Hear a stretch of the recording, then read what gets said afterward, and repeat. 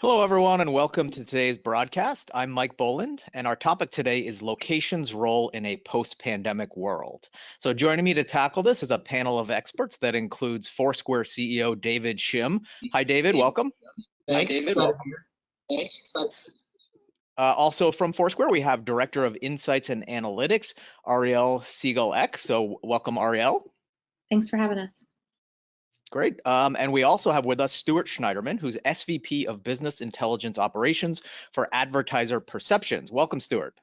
Hi, well, thank you, Mike, and welcome all. Great. So we will have fun with this. But before we get into presentations and discussions, a few notes for the sake of context. So today's broadcast is being brought to us by Foursquare in partnership with Advertiser Perception. So a few quick notes about both companies. So you've likely heard of Foursquare, but as a refresher, it's an independent location technology platform that powers enterprise and consumer products through location intelligence. And that comes together in what I like to consider a series of interlocking pieces, such as ad targeting and optimization and attribution measurement and location smart SDKs and other developer tools. As for Advertiser Perceptions, it specializes in research and business intelligence for the advertising industry, as we're about to see from Stuart. And a lot of what we're going to discuss today flows from the work that it's done with Foursquare. So as quick background, Foursquare commissioned Advertiser Perceptions to survey US brand marketers about things like who owns their location or location data, who owns their location strategy within their organization, how that's being used, the value it's providing, and what they expect to see next. And that's obviously a moving target in the current environment. So with that contextual backdrop, let's dive right in. So we're going to kick things off with a presentation from Stuart, followed by a few slides from Ariel, and then we'll open it up to discussion and bring David in. So with that, I'll turn things over to you, Stuart. Thanks, Mike, and thanks again all for joining. As Mike mentioned, we partnered with Foursquare to focus on location data in a marketing life cycle. And Mike touched on the objectives, and we'll, in an abridged version of this report that I'll share with you today, we'll hit on some of that really around the opportunities for location data within key verticals, and we'll talk about who those verticals are in a moment, the benefits and challenges marketers are seeing when they're leveraging this data, whether it be for targeting or measurement or insights, how the data is used, who's using it, and in terms of who's using it, Mike already answered the question, really. It lives with the marketers and the marketing community, and we'll talk about the desired outcomes, what they're hoping to learn or drive from this data, and then a forecast from our marketers that we interviewed in terms of the future of location data. And in terms of how we did what we did, our method, these were online surveys of 150 marketing decision makers. And these marketers came from the Advertiser Perceptions Ad Pros community. This is a homegrown community that we nurture at Advertiser Perceptions. And these are people who have raised their hand to volunteer to join the community, in part to be able to interact with peers, but also to share their insights and share their knowledge. To qualify into this study, obviously they have to be digital decision makers, they have to be involved in location-based data, and these are marketing managers and above who represent brands or companies that have at least a $5 million annual digital ad spend. And they represent what we talked about a moment ago, these key market categories. You're seeing those categories listed in the middle of the slide. So this is not a generic list. This is a list of the actual products and services that these marketers represent, from alcohol and apparel to automotive and CPG, consumer electronics, restaurants, retail, tech, telco, and travel. I mentioned, and you're seeing this on the right-hand side, I mentioned managers and above to qualify in, but as you can see, based on the respondents here, it's more so directors and above. And while it was a $5 million annual digital ad spend minimum, as you can see reflected in the lower right-hand corner, these are typically much larger companies and much larger digital ad spenders. And that's really reflective of our ad pros community, which is more so mid to large companies. So to start, just to touch on some uses and benefits. First, what are the questions, the top questions that marketers are seeking to answer through their use of location-based solutions? And they got to identify their top three, and that's the percentages you're seeing here, the top three rankings for each of these questions. And to me, just without even looking at what the questions are, just looking at the right-hand side of the data, what this tells me is location-based solutions and location-based data are on the hook to answer a lot of questions, that there is no single question or two that marketers are looking to address, but rather a slew of questions and insights that they're seeking to drive around the customer journey, around what customers they should be targeting in terms of measuring out what media channels are performing best to drive their KPIs. And when it comes to the store, what stores are performing well, what stores or what locations could be promising sites for brick and mortars, and ultimately how their competition is faring in terms of in-store visits. As far as how they're actually using location data, what are the top uses? Again, kind of reflective of the questions we saw earlier. Location data is on the hook for a lot of uses, whether it's identifying new consumer markets, serving location-based advertising, measuring ROI, offering personalized experiences to customers, taking that data, building out customer profiles, but also driving competitive intelligence and driving deeper store insights as well for a slight majority. So how is the data performing? We know the multiple uses are there. How is it performing? And for each use that the marketer is doing, they ranked the location data's performance on a 1 to 5 scale, 1 being poor and 5 being excellent. So you're seeing, if you go from left to right, you're seeing the percentage who ranked that use excellent, quote unquote, versus rated 4, which is the lighter blue. And then the percentage to the extreme right is simply the sum of those top two rankings, the rated 5 and the rated 4. And what stands out, again, really, is the high rankings here. So across the board, you're seeing about 9 in 10 marketers rating each of these uses or each of their uses for location data very highly. And you're seeing 3 of these uses starred. Those are the top 3 uses: identifying new consumer markets, serving location-based advertising, measuring, measuring ROI. Those were the top 3 uses from the slide before. But the good news here for location data and how marketers are leveraging it is that regardless of where that use was on the top 3 or top 10 list, it's faring quite well. In terms of benefits, what marketers are typically seeing, about half are seeing improved engagement or receptiveness, and that's from the consumer side. So improved consumer engagement, improved consumer receptiveness to that advertising or marketing campaign, improving ROI, however that's measured. It could be ROI based on sales, could be ROI based on foot traffic or driving awareness.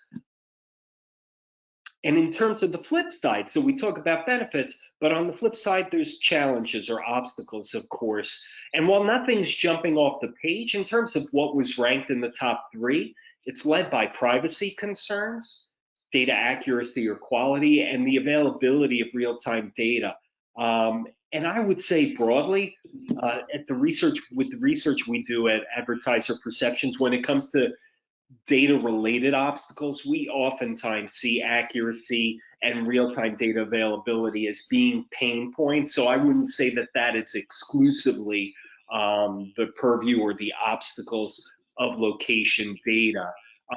What's also interesting to look at is really what didn't make it to the top. So when you look at the bottom, for example, complexity. Marketers, there's certainly an opportunity to educate, but lack of understanding is not really an obstacle. Also, scale, which we know is critical for data in general, seems to be less of an issue with location data. On the right-hand side of the slide, you're seeing a couple of quotes there, and I should have mentioned when I talked about the methodology that it wasn't exclusively online surveys, that Foursquare had us also do some in-depth one-on-one interviews with marketers who are leveraging location data really to provide the voice of the marketer and get a bit more depth beyond the survey data.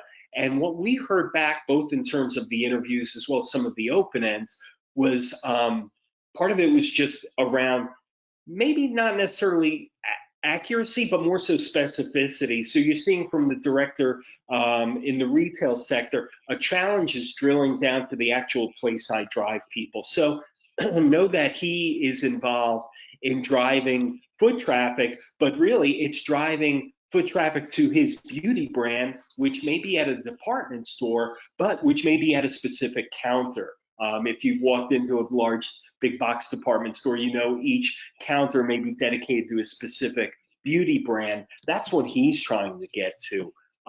So that specificity might just not be there for him at this point. Another consistent theme that we heard in the interviews and open ends, and this is kind of outside of location data use, but it's a pain point, so I want to raise it because I think it's also a best practice, is around creative. From the senior media manager in the alcohol space, the creative never rose to the occasion. And what we consistently heard as a pain point was that while the objective or the KPI may have been, for example, foot traffic, the creative wasn't necessarily built or designed to drive foot traffic. It may have been more about driving a positive perception or driving awareness. So that disconnect kind of set the campaign up to fail when it came to that key KPI. So planning for location-based advertising, this is around the future of location-based advertising. And I should mention that we had fielded this study from March 8th to March 17th. So right at the beginning, the early days of the pandemic. So there was maybe a bullishness that you're going to see that might be a bit tempered from the reality, at least at that point. So we wanted to set up 2020 projections in March. First of all, by looking back to 2019, and you see on the left-hand side the 2019 digital ad spend allocation to location-based advertising, and it ended up being about a third of the marketers' dollars in 2019. And it skewed more, as you're seeing in that call out for allocation by vertical. It skewed a little higher for the high involvement or high consideration categories where there's a long consumer or customer journey, such as automotive or apparel, versus a low involvement category, which would consist of products like CPG or categories like quick serve restaurants. Then we have them forecast what their anticipated allocation changes in 2020. And for about half the respondents, it's the increase. So when we look at the opposite of that, the decrease, a very small share thought that they'd be cutting their location-based advertising. It was more so, at the very least, maintaining, if not increasing. What was interesting for us is, and part of the survey, we had our marketers identify which companies they're working with. And interestingly, for Foursquare's, it turns out their clients were even more bullish than those who were not their clients in terms of their ad spend towards location-based campaigns. You also see, as we saw with the high involvement versus low involvement categories for 2019, that kind of pattern continue where the high involvement category is a bit more bullish. Again, kind of with that caveat that this was in the early days of the pandemic. We know that marketing plans changed, there were canceled campaigns, dollars shifted from campaign objective to campaign objective. So a lot of change had happened over these past few weeks. In terms of the predicted, at that time, the predicted average number of location-based campaigns, again, fairly bullish, where we had the average number be 23 to a 13% projected increase in 2020 to 29. And that increase was more so driven by the bigger spenders, that $20 million plus digital ad spend category versus the small to mid digital ad spend category. And why? Well, where does location-based data kind of fit in terms of its importance in the future? And really, there's a real bullishness here that might be a little tempered by the pandemic, but I think that's about to change. And you see half saying that location data's future for them will be more critical. Why? Because it's going to help guide their strategy. It will provide or drive more ways to reach consumers and hard to reach consumers. That it's going to help them understand the consumer in ways that they didn't previously. And For about half, almost the remaining half, about the same. And there are some who admitted, and you're seeing quotes that reflect the larger majority, that they're still learning location data's value and still uh, learning how to fully utilize the application. Some of it may be tempered by privacy as well, and understanding how the importance of location data will align with respecting consumer privacy. And you can also see in the call out on the lower right that for those who say it's more critical, the more senior the respondent was, that is, the more so the VPs and the C-level respondents, they were even more likely to say it's more critical, in part just because they have more experience with location-based data than maybe the manager and their director counterparts. So in terms of key takeaways, location data use, as we saw early on, the use spans the funnel. It's not just about driving sales, although certainly conversion's critical, but we found it also impacts the top and mid funnel. But putting aside the funnel, we also saw a lot of top uses around identifying new markets, measuring KPIs, leveraging location data to personalize experiences. And marketers are actioning on this location data, whether it's customer segmentation, customer targeting, building out customer profiles.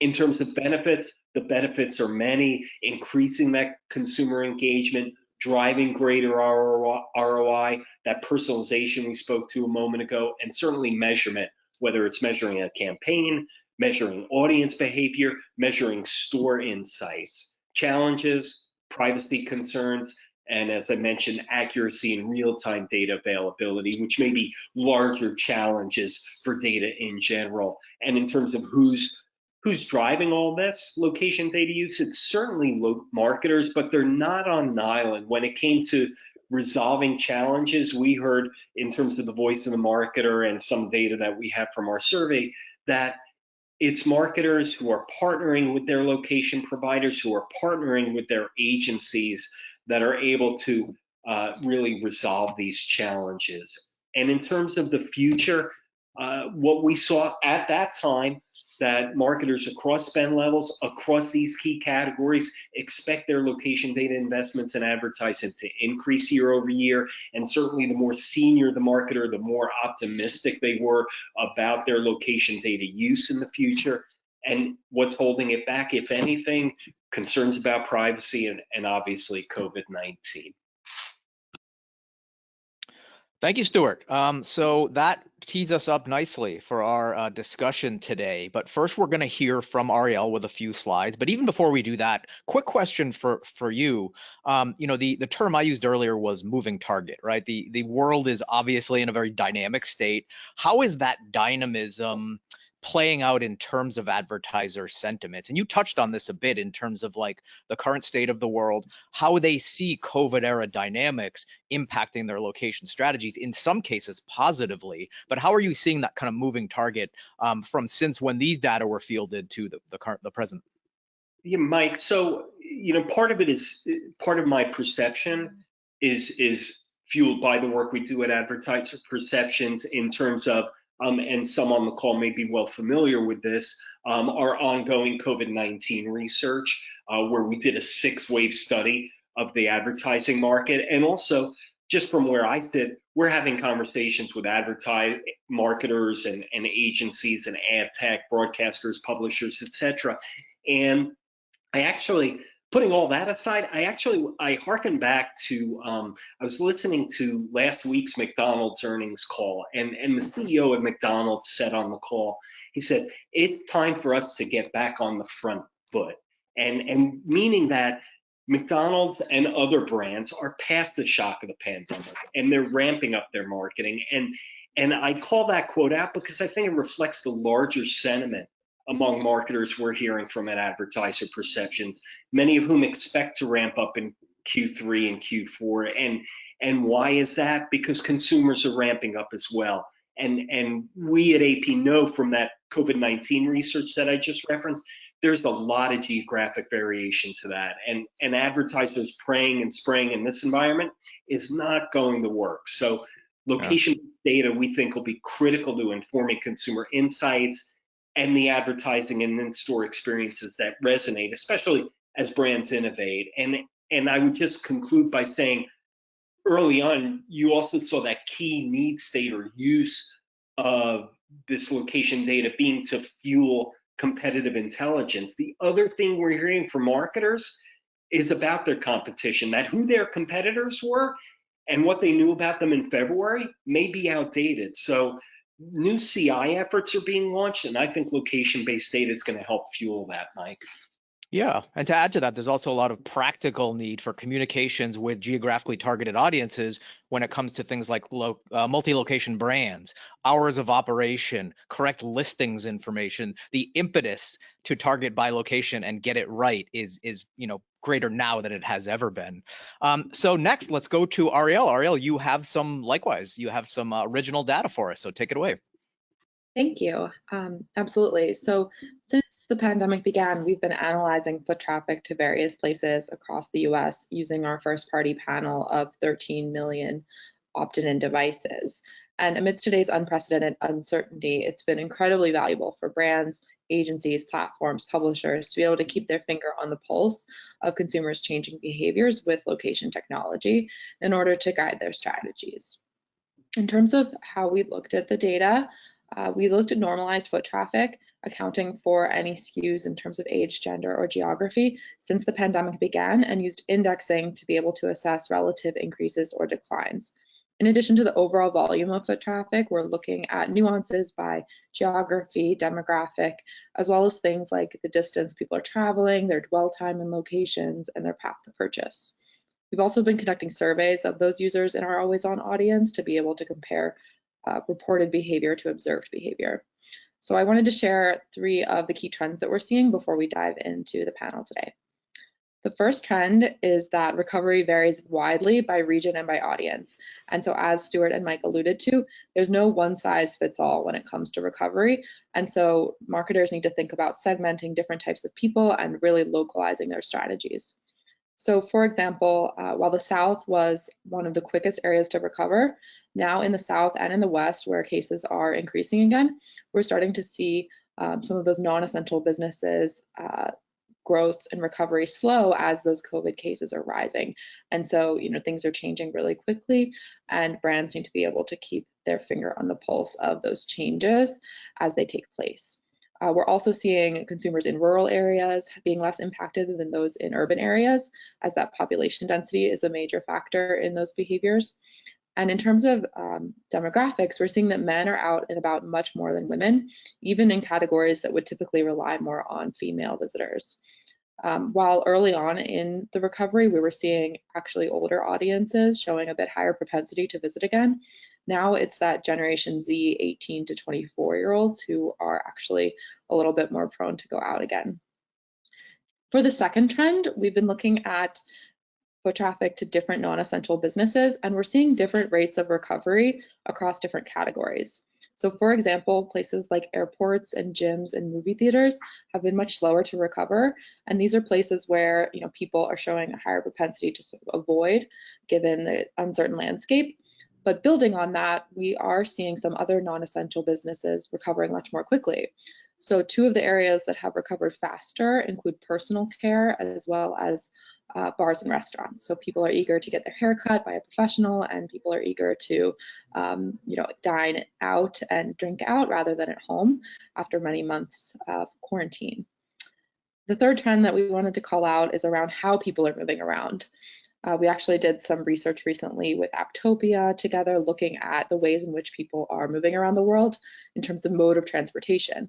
And we're seeing that many places associated with driving, such as gas stations, auto shops, and even fast food and convenience stores, are really quick to recover and back to pre-pandemic levels, and even up in certain cases, which we believe indicates that people are choosing to road trip rather than other forms of travel, and even commuting around and running their errands by car rather than public transit or other modes of transportation.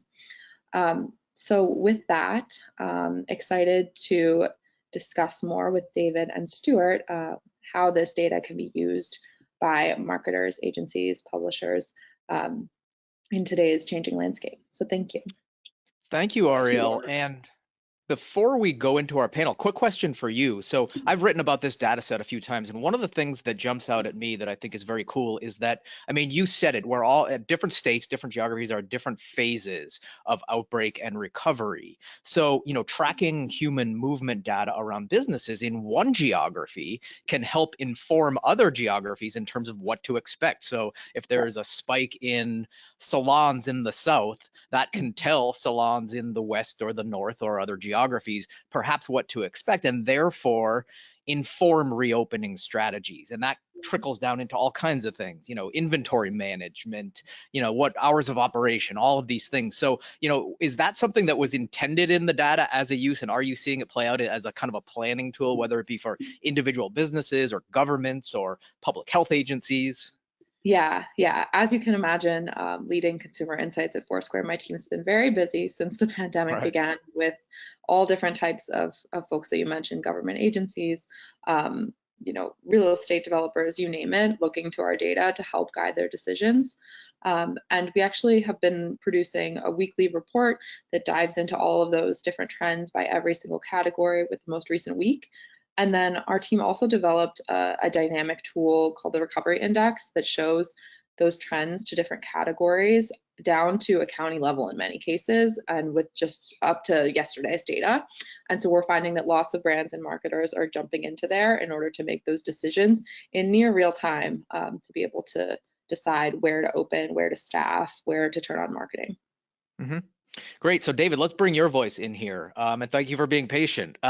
So I have actually many pointed questions for you, but first, any kind of reactions or things to underscore from Stuart and Ariel's comments and data points?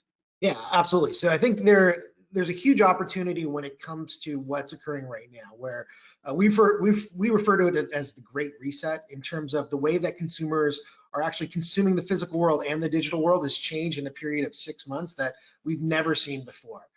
Just as one example in terms of the opportunity size, and this is good and bad for a lot of companies, the opportunity size is there's been over 12,000 stores that have announced that they're going to close. So these are store locations that will close. If you assume that these are big brands out there that do at least $1 million in each one of these locations, that's $13 billion almost in retail spend that is up for grabs, that these stores have closed. And so now this opportunity to say, this $13 billion doesn't just disappear. It goes to digital, it goes to other retailers, it goes to other restaurants. And I think this is where you're seeing, Stuart mentioned this, marketers are leaning in a little bit and saying, like, this is a unique time. If I'm McDonald's, I'm going more aggressive because I see that there is a shift in how people are consuming. If I'm Jack in the Box, who had great earnings a few days ago, and they announced their numbers are actually, they projected out strong numbers moving forward, it's because they're seeing this opportunity where casual dining is closed in a lot of places still. People are afraid to go down and sit down to casual. This is the time now to get them to go through drive-through. This is an opportunity that hasn't existed. So I think right now the smart marketers and the aggressive marketers are going in and saying, okay, the landscape is changing. Now, how do I actually take action against this? Yeah. And David, you've been, innovating in location technology for like the past decade or more, as long as I've known you. And, I won't ask you for the whole evolutionary arc of that 10-year period, but as you know, it's been on a gradual evolution in the science itself, but also the areas it's being applied to, right? And I think like other areas of technology, it's gone in this time warp in the last 6 months, right? So what are you seeing, particularly in that time frame, in terms of location intelligence, location data, and how it's being applied, how it's being used, and the demand signals you're seeing pre-COVID 6 months ago versus today? Yeah, I think one is the omni-channel approach, and I think the analysis from Advertiser Perceptions highlights this, where people are going in and saying they want to measure ROI, but it's not just for digital advertising anymore. They want to understand for digital, for out of home, for television, for connected TV.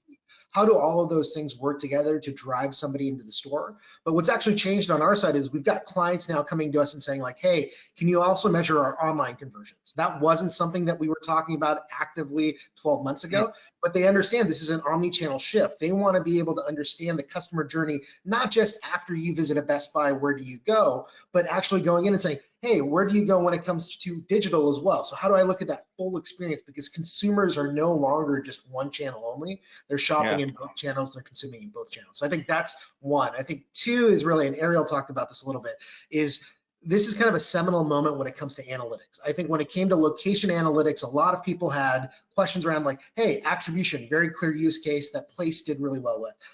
Targeting, Factual did an incredible job. Places as well as SDK, Foursquare did a phenomenal job. And now those are all one company.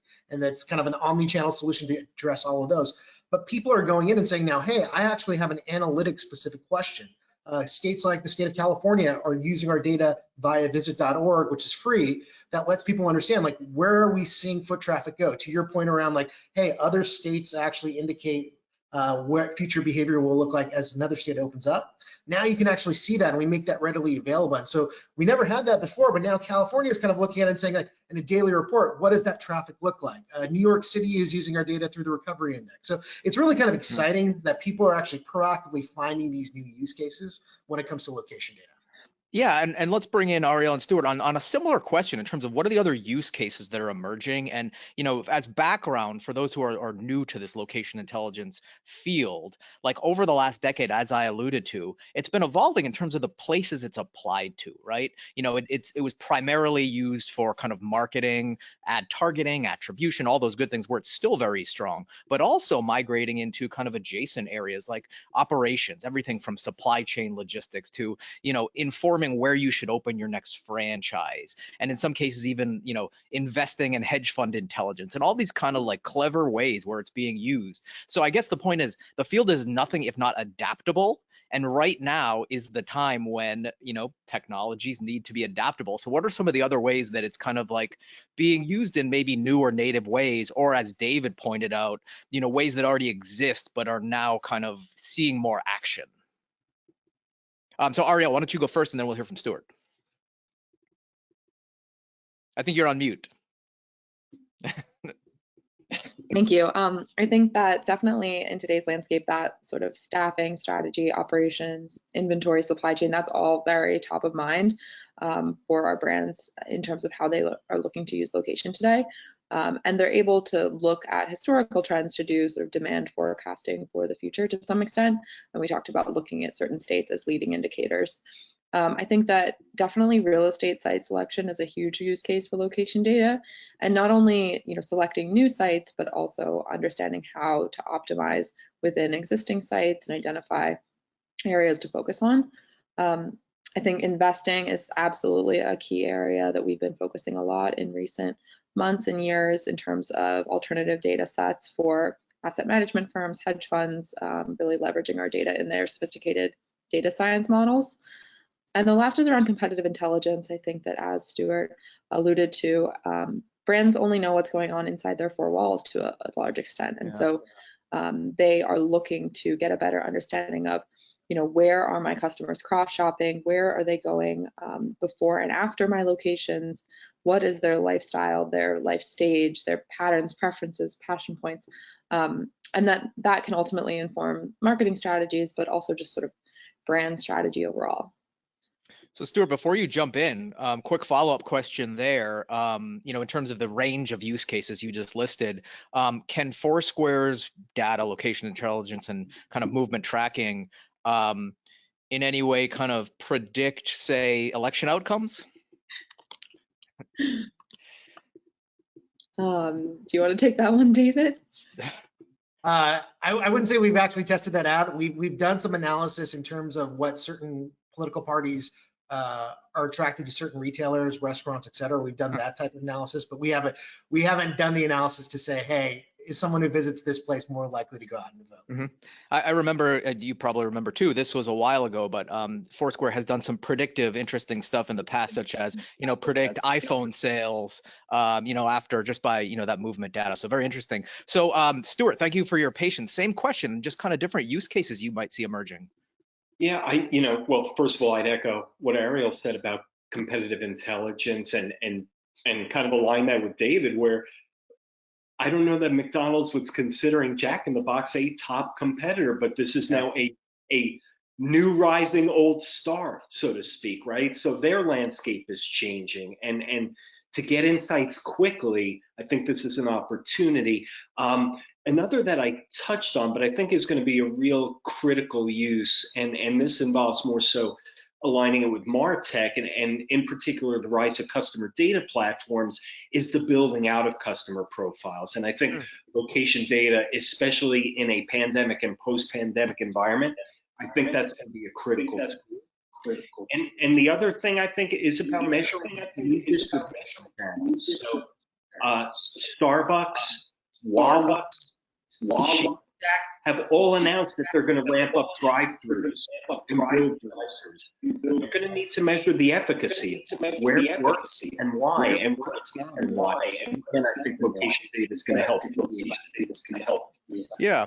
And that gets back to some of those informing operational strategies, supply chain. You know, the move to drive-through is going to require so many different variables and elements that need that intelligence. So that's very interesting. Now, we've kind of segmented by use case. Now let's kind of segment in a different way by vertical, because we've been talking about a few different verticals here, you know, QSR and others. So are you all seeing, you know, any verticals in your own data or your market observation that are seeing little attrition or even positive growth, or just overall, what's kind of the polarity in vertical impact of all of this? Yeah, I think the first group that we saw kind of ramp up in terms of spend, in terms of analytics, in terms of attribution, was CPG. So we saw that in the data where people were going to grocery stores, they're going to big box warehouses more often early on in the pandemic. And at first, they kind of took a step back. They took a step back and said, "Hey, we've got so much demand, we don't need to advertise." But what they found was like, "Hey, the people that were advertising were actually seeing an uptick in terms of activity, in terms of visitation, in terms of purchase level." So they doubled up on their investments. That's where we saw that first recovery. Outside of CPG, what we saw was, or building on top of CPG, was alcohol. That was a group where we saw the consumption that occurred in bars now occurred at home. And if you actually look at some of the stocks, Sam Adams actually saw a record number of sales in terms of a couple of their brands, specifically because you're seeing consumption now leave the bars and actually go at home. They're going in and buying it at alcohol, at liquor stores, et cetera. So that was really interesting from a data set perspective, and you see the market react to that. Additionally, we saw the follow-up after CPGs was QSRs, because QSRs have drive-through. That was where the dollars were going. So we saw some of the biggest QSRs start to actually come back early and say, like, we're ready to go. Now we're just starting to see a trickle of the retail advertisers come on board where they want to do attribution, they want to target specific audiences, but that's a little bit later because not all of those retailers are still open. So they're doing, and this is where location is important, they're actually narrowing down where they're actually targeting the ads. They're doing less national and more regional and state-specific campaigns based on what phase that area is in. Very interesting. Ariel or Stuart, feel free to jump in on the same question, kind of vertical segmentation in the data. Yeah, absolutely. I think that in terms of liquor stores, that was definitely an area that we saw spike a great deal, as well as, you know, grocery stores, warehouse stores. There was this huge surge shopping behavior at the beginning of the pandemic. And now those have really gone back to roughly pre-pandemic levels of those essential businesses. When it comes to specialty retail, it's been pretty interesting to see the different subcategories within that are recovering faster than others. So for example, we're seeing sporting goods stores and outdoor supply stores really recover quite quickly as people are looking to spend more time outdoors and stay busy in a socially distanced way. Whereas, you know, clothing stores, toy stores are things that are a bit slower that people might be shopping online instead. And then in the middle, you see things like shoe stores. People want to try before they buy in some cases. And so, you know, there's a range from the fastest to the slowest. And I think, you know, in many cases, the advertising is, you know, following the consumer behavior as they're turning back on again. I think casual dining restaurants were much more impacted than quick service restaurants, but they've also seen a great deal of recovery as restrictions are loosened and as they're doing more emphasis on takeout and delivery. So that's a major way in which we see brands adapting. Yeah, some things are harder to buy online than others, for sure. Stuart, same question. Yeah, I think, and speaking of harder to buy online, one sector where we've seen growth on the online arm is automotive, where now the online dealerships, we're seeing the rise of them. And on the flip side, the more traditional dealers trying to bring the experience you'd have at the dealership to the customer or potential customer's home. So it used to be a key performance indicator was the visit to the dealership or the test drive. Well, now that's changing where it might happen in my home, right? So Mhm.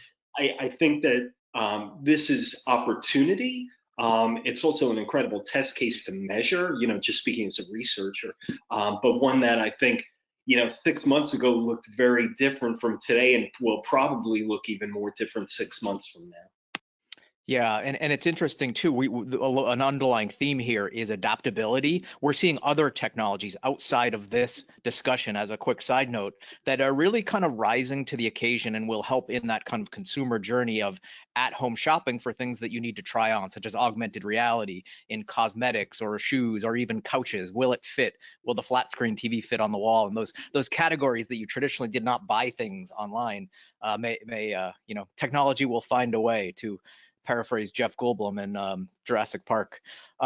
So anyway, we have some audience questions here. So let's move into some audience questions. There are a lot of things here that kind of deviate from the COVID discussion and are asking about a burning topic that was very burning and then kind of wasn't so much anymore, which is privacy. So there are a lot of privacy questions here, which I'll kind of, I guess, synthesize. And, as quick background, of course, it seems like, as I mentioned, this has been almost backburnered.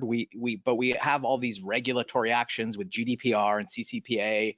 We have, private sector tech moves at the platform level with, location tracking notifications in iOS and Android. And then we have Google separately sunsetting the browser cookie. So obviously a lot happening there. So I guess the question is, how does this kind of change the game and the playbook with respect to location intelligence and how it's collected, how it's deployed? David, I'd love to hear first from you on that. Yeah, I think it's a good thing in the sense that it gives consumers more control. We've always been very much about consumer opt-in, consumer consent, and getting value back. I think there are bad players in the space where they're getting data in background, they're not getting the opt-in. There's no reason for them to actually have the location data because they're not returning value or getting that direct consent. So I think it is a good thing that there's scrutiny in the space, because once that scrutiny kind of takes out those bad players, people trust the industry more, that they're ready to invest more. And we're kind of seeing that now with COVID, where they want more data, they want more analytics, but they also don't know what that line is. When you see those survey responses, they want someone to come in and say, this is a line, do not cross it. And so that's where GDPR comes in. That's where CCPA comes in. And that was important for us, especially on CCPA, where we were already following the guidelines that were in place. We're actually doing more than that, but it's important to go in and say there's the written law, which you absolutely follow, but there's also the spirit of law. So a good example of that is when someone comes to Foursquare.com and they want to opt out, we don't opt them out of the cookie, which is actually following the law. You opt them out of a desktop cookie. We actually ask for their device ID to say, hey, we know why you're coming to Foursquare. You want to opt out of location measurement across the board. We're going to ask you for that information to opt you out. So I think that has always been a positive. And I think the industry will grow as people feel more comfortable that people are doing it in the right way. When it comes to kind of the operating system level, I know there's some questions around iOS 14.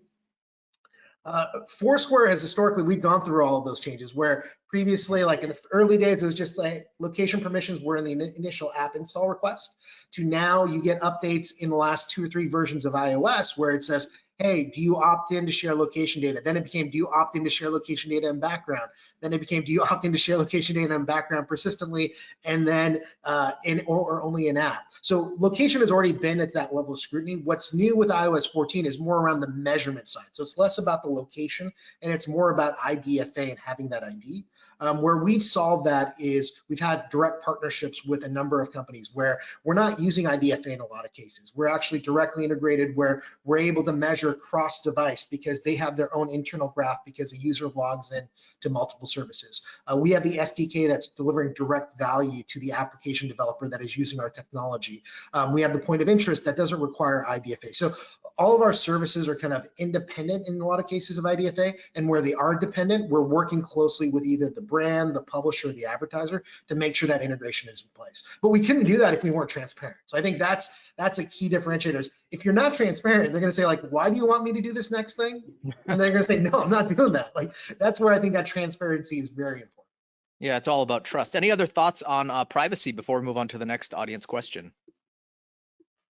I would just add that, we work very closely with all of our SDK partners to help them come up with those use cases and brainstorm what the utility the user is going to receive is. based on our past experiences to make sure that consumers want to share that data. And so there's a multitude of different applications, and I think we don't foresee that going away. Mm-hmm. So another audience question here that's asking, how are brands changing their targeting? I assume this means ad targeting to account for states that are in different phases of reopening. So we talked about that, how that information can help devise strategies, operational strategies, but how about in like an advertising sense? That could be a question for, where they're advertising, whether that's kind of, targeting in AdWords or different kind of display ad networks. But overall, what would you recommend in terms of like, now they have the information, how do they put it into action in their actual ad targeting strategies? Yeah, I think it's important, and Ariel, you can jump in on this too, but I think it's important for advertisers to know what markets that they are not allowed, or when they advertise but their stores aren't open. It creates a really bad customer experience. So when you're running run-up network, when you're not using location, you're actually running the risk of saying like, hey, we've got a back to school sale and the stores aren't open yet. That creates a negative response.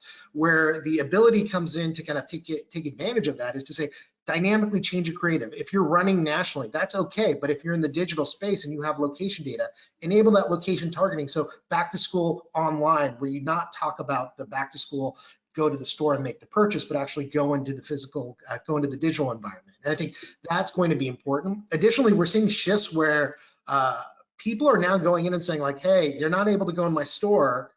So that's okay, but I need to drive digital experiences because my stores aren't open. So they're actually looking at historical behavior and they're saying, let me try to reach that audience that went into my store 6 months ago, because they might have forgotten about me, because that muscle memory of going to that retailer every week, every month is gone. I need to get them to install my app, because that is something that will keep that relationship going post-COVID. And in order to do that, you have to understand what audience actually went into your store 6 months ago. So we're seeing a lot of activity where they're taking physical world kind of behaviors and trying to drive digital outcomes. Yeah, absolutely. Any other thoughts on that?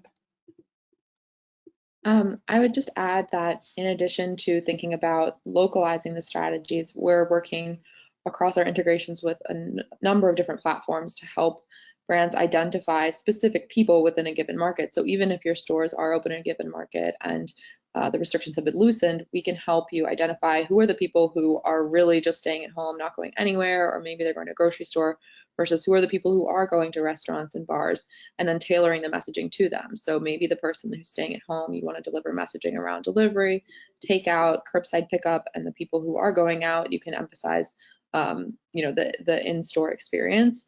And so that dynamic ability is really critical. And then on top of that, we're laying on our insights where, we're building segments of men who are out and about more, or people in rural areas who are out and about more, to really develop these really niche audiences for that personalized message. And when people are out and about, like building on Ariel's second comment, like when people are out and about in the physical world, it's really different now where you're actually in market for almost everything, because you've actually decided like, I'm going to go out, I'm going to consume. That is still a minority of the population in a lot of cases. So once you're out, like you want to hit that person in real time with different types of ads and reach them, because they're ready to consume. They've decided that they're willing to take the risk and go out and shop, to go out and sit down in restaurants. And that is an audience that is really new today, where I think 6 or 12 months from now, hopefully that's not an audience that everyone says like they're all in market. But right now, these people are all in market if you're outside. Good point. So we have time for one more question. I'd like to hear from all of you on kind of a positive upswing to kind of end this, and in a little more of a kind of forward-looking way.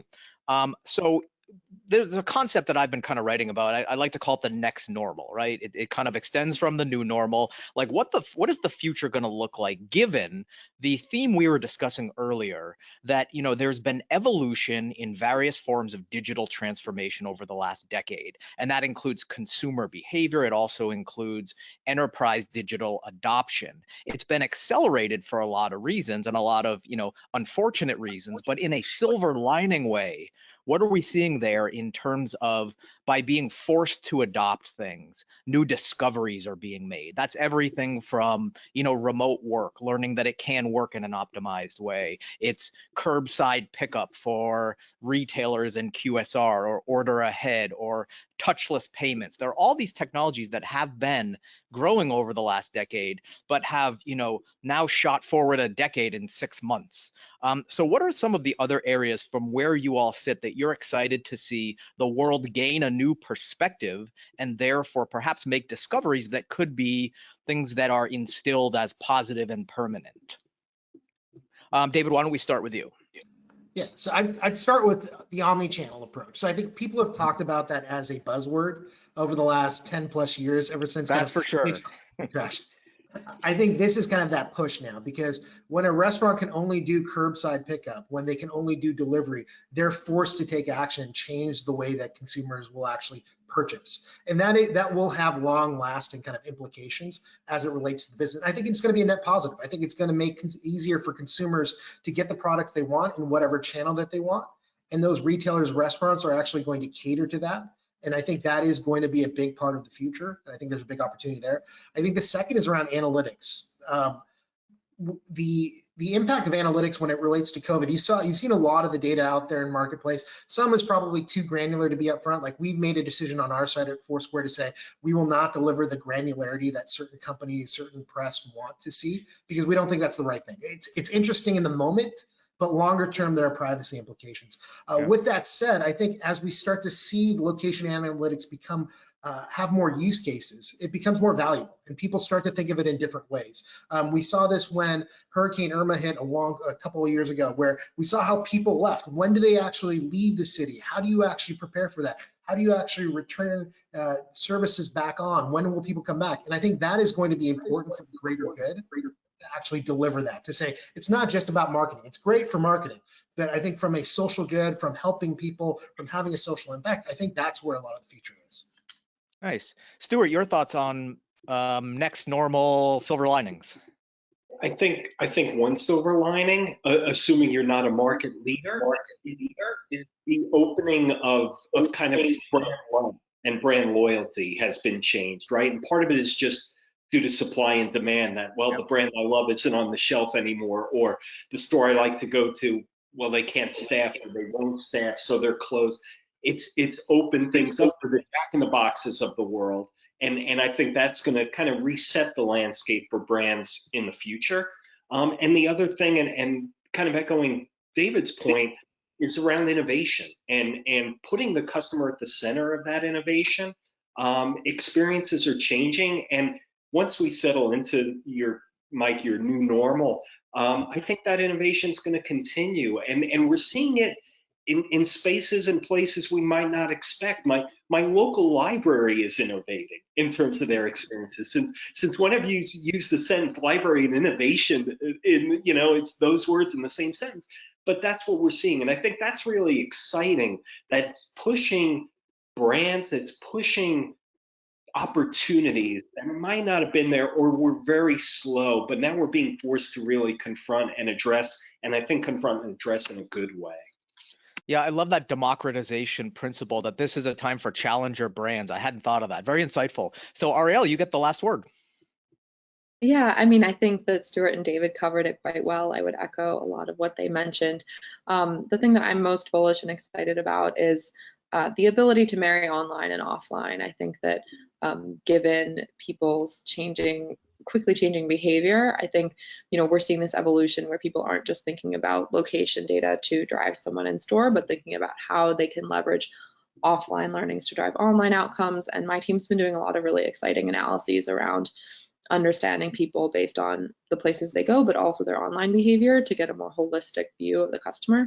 And in today's world, and I think in the future, the customer is always going to be first, and the ability to understand them with that 360-degree view is going to be critical. And I think technology is making big strides to be able to support marketers in that.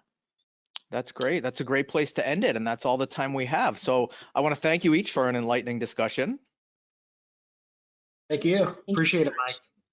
And thank you all for watching. You can expect a follow-up email that details where you can access the on-demand recording. And for further info or follow-up questions, you can visit enterprise.foursquare.com, or you can email hi@foursquare.com, is what you see on this screen. So this has been Location's Role in a Post-Pandemic World. I'm Mike Boland. Thanks for watching.